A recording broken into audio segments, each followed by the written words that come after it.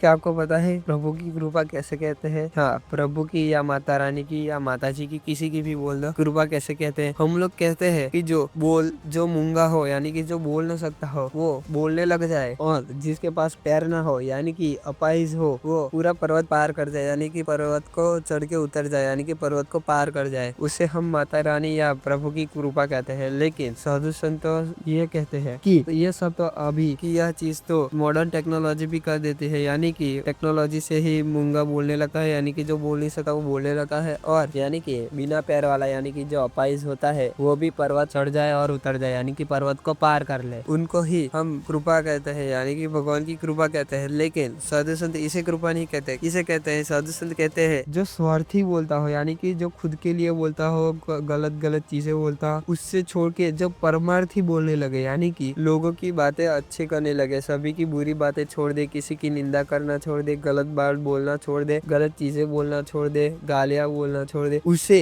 भगवान कहते हैं कि उससे कहते हैं भगवान की कृपा। कि एक मूंगा था वो बोलने लगा, मूंगा था यानी कि जो खराब चीजें वो बोल रहा था उसे मूंगा कहते हैं, यानी कि वो बोल नहीं पाता, और जब अच्छी चीजें वो बोलने लगता है तब उसको भगवान परमार्थी यानी कि बोलना शुरू हो गया, ऐसा कहते हैं। हमारे हिसाब से इसी को ही भगवान की कृपा कहते हैं। तो कल मिलेंगे एक नई स्टोरी के साथ। जय श्री राम।